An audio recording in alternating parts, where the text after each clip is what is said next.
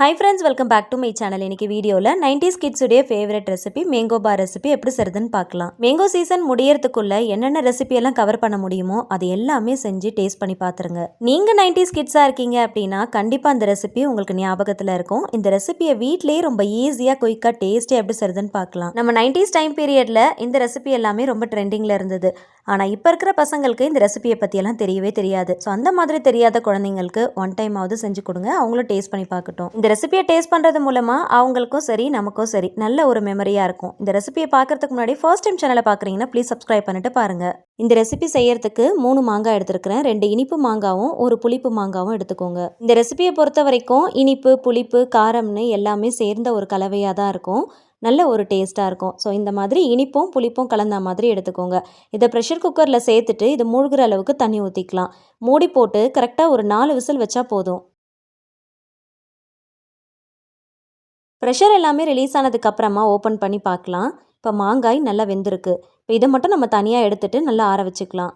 மாங்காய் நல்லா வெந்தாதான் உள்ளே இருக்கிற பல்ப்பை மட்டும் நம்ம தனியாக எடுக்க முடியும். தோலை உரிச்சிட்டு உள்ளே இருக்கிற பல்ப்பை மட்டும் தனியாக எடுத்துக்கலாம். இந்த தண்ணியை தூக்கி தூரெல்லாம் ஊற்றிட வேண்டாம். இது ஏதாவது குழம்பு செய்யறதுக்கோ இல்லை ஏதாவது ஒரு ரெசிபி செய்யறதுக்கு நீங்கள் யூஸ் பண்ணிக்கலாம். இது தோலோடு சேர்த்து நம்ம வேக வச்சிருக்கிறதுனால தோல்லையும் கொஞ்சம் பல்ப்லாம் இருக்க தான் செய்யும்.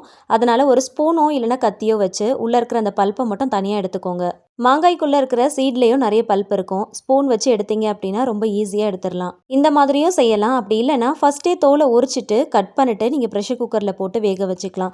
ஆனால் அந்த மாதிரி செய்கிறத விட இந்த மாதிரி செய்யும் போது டேஸ்ட் ரொம்ப நல்லாயிருக்கும்.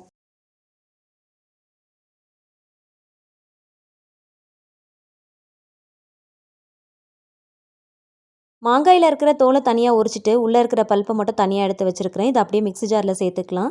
இதை நல்ல ஒரு ஃபைன் பேஸ்ட்டாக அரைச்சி எடுத்துகிட்டு வந்துடலாம். நல்ல ஃபைன் பேஸ்ட்டாக அரைச்சாதான் இதை ஃபில்டர் பண்ணுறதுக்கு சரியாக இருக்கும். இந்த மாதிரி ஒரு பெரிய வடிகட்டியை யூஸ் பண்ணிக்கோங்க. அதில் ஒரு ஸ்பூன் யூஸ் பண்ணி நல்லா இந்த மாதிரி கலந்து கொடுத்தீங்கன்னா இதில் இருக்கிற நாரெல்லாம் தனியாக வந்துடும். அடியில் சுத்தமான அந்த பல்ப்பு மட்டும் நமக்கு தனியாக கிடைக்கும். மாங்காயில் தோல் உரிக்கும் போதே உள்ளே இருக்கிற அந்த பல்ப்பில் அந்த நாரெல்லாம் நீங்கள் பார்த்துருப்பீங்க. இந்த மாதிரி ஃபைன் பேஸ்ட்டாக அரைக்கும் போது பல்ப்பு மட்டும் நம்ம தனியாக ஃபில்டர் பண்ணி எடுக்கிறதுக்கு ரொம்ப ஈஸியாக இருக்கும்.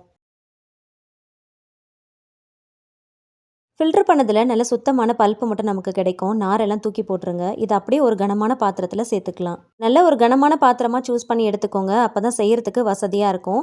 நான்ஸ்டிக் பேன்லாம் யூஸ் பண்ணாதீங்க. இப்போ இது கூடவே அரை கப் அளவுக்கு நாட்டு சக்கரை சேர்த்துக்கலாம். நாட்டு சக்கரைக்கு பதிலாக வெல்லம் கூட சேர்த்துக்கலாம். இது கூடவே அரை ஸ்பூன் பெப்பர், அரை ஸ்பூன் சாட் மசாலா, அரை ஸ்பூன் சில்லி ஃப்ளேக்ஸ் ஆட் பண்ணிக்கோங்க. இது கூட ஒரு சிட்டிகை உப்பும் சேர்த்துக்கலாம். எல்லாமே சேர்த்ததுக்கப்புறமா ஸ்டவ் ஆன் பண்ணிவிட்டு ஒன்று சேர நல்லா கலந்து கொடுங்க. ஒரு சில பேர் வெள்ளை சக்கரை சேர்த்து பண்ணுவாங்க. அந்த மாதிரி செய்யாமல் கொஞ்சம் ஹெல்த்தியாக பண்ணணும் அப்படிங்கிறதுக்காண்டி நாட்டு சக்கரை வெல்லம் இந்த மாதிரி ஏதாவது ஒன்று சூஸ் பண்ணிக்கோங்க. ஒரு 5 மினிட்ஸ்க்கு கண்டினியூஸாக மிக்ஸ் பண்ணுங்கள். சேர்த்துருக்கிற நாட்டு சக்கரை இது கூட மசாலாலாம் சேர்த்துருந்தோம் இல்லையா, அது எல்லாமே நல்லா மெல்ட் ஆகி வரும். இது கூட ஒரு அரை டீஸ்பூன் அளவுக்கு சுக்கு பொடி சேர்த்துக்கோங்க. சேர்த்துட்டு நல்லா கலந்து கொடுங்க. வித்தின் 5 மினிட்ஸ்லேயே நல்லா திக்காக ஆரம்பிச்சிரும். இது அப்படியே ஒரு பிளேட்டுக்கு ட்ரான்ஸ்ஃபர் பண்ணிக்கலாம். பிளேட்டில் மாற்றுறதுக்கு முன்னாடி கொஞ்சமாக நெய் இல்லைனா எண்ணெய் தடவி வச்சுக்கோங்க. அப்போ தான் ஸ்ப்ரெட் பண்ணுறதுக்கு வசதியாக இருக்கும். நல்லா காய வச்சுட்டு எடுக்கும் போது பிளேட்லேருந்து எடுக்கிறதுக்கு ரொம்ப ஈஸியாக இருக்கும். கொஞ்சம் திக்காக இருக்கிறதுனால இந்த மாதிரி ஒரு கரண்டியை வச்சு நல்லா ஸ்ப்ரெட் பண்ணி விடுங்க.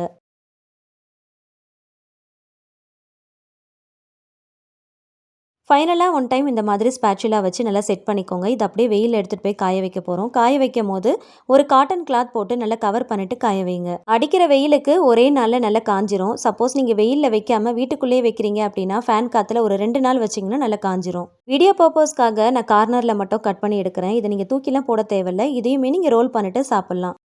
4 கார்னர்லேயும் கட் பண்ணி எடுத்துட்டேன். இப்போ சென்டரில் இருக்கிறத இந்த மாதிரி 3 பீஸாக கட் பண்ணி எடுத்துருக்கிறேன். இந்த மாதிரி நீளமாக கட் பண்ணிங்கன்னா ரோல் பண்ணுறதுக்கு ஈஸியாக இருக்கும். கட் பண்ணுறதுக்கு பீட்சா கட்டர் இல்லைனா நைஃப் யூஸ் பண்ணிக்கலாம். பிளேட்டில் ஆயில் அப்ளை பண்ணிட்டு ஸ்ப்ரெட் பண்ணியிருக்கிறதுனால எடுக்கிறதுக்கு ரொம்ப ஈஸியாக இருக்கும். நான் ரெடி பண்ணியிருக்கிற ஷீட் இந்த அளவுக்கு திக்னஸில் ரெடி பண்ணியிருக்கிறேன். உங்களுக்கு வேணும்னா இன்னும் கூட கொஞ்சம் நீங்கள் திக்காக ரெடி பண்ணிக்கலாம். இந்த மாதிரி திக்னஸில் ரெடி பண்ணிங்கன்னா ரோல் பண்ணுறதுக்கு ரொம்ப ஈஸியாக இருக்கும். இன்னும் கொஞ்சம் நல்லா திக்காக செட் பண்ணிட்டு கட் பண்ணுறீங்க அப்படின்னா அதை ரோல் பண்ணாமல் ஸ்கொயர் ஷேப் இல்லைனா டைமண்ட் ஷேப்க்கு கட் பண்ணிட்டு நீங்கள் சர்வ் பண்ணிக்கலாம். இந்த மாதிரி நான் பண்ணியிருக்கிற மாதிரி தின் ஷீட்டாக ரெடி பண்ணீங்க அப்படின்னா இந்த மாதிரி ரோல் பண்ணுறதுக்கு ரொம்ப ஈஸியாக இருக்கும். பார்க்குறதுக்கும் ரொம்பவே டெக்கரேட்டிவாக இருக்கும். இந்த மாதிரி ரோல் பண்ணிட்டு பிளேட்டில் வச்சு சர்வ் பண்ணீங்க அப்படின்னா குழந்தைங்களுக்கும் சாப்பிட்றதுக்கு ரொம்பவே இன்ட்ரெஸ்டிங்காக இருக்கும். இந்த மாதிரி கொஞ்சம் கிரியேட்டிவாக ரெடி பண்ணீங்கன்னா பார்க்கும் போதே செம்ம டெம்டிங்காக இருக்கும். இந்த ஷீட் பார்க்குறதுக்கு செம்ம ஷைனிங்காக இருக்கும். சாப்பிடும் போது ரொம்ப சூப்பராக இருக்கும். அவ்வளோதான், ரொம்ப ஈஸியாக குயிக்காக 90s கிட்ஸுடைய ஃபேவரட்டான ரெசிபியான மேங்கோ பார் ரெசிபியை வீட்லேயே ரெடி பண்ணிட்டோம்.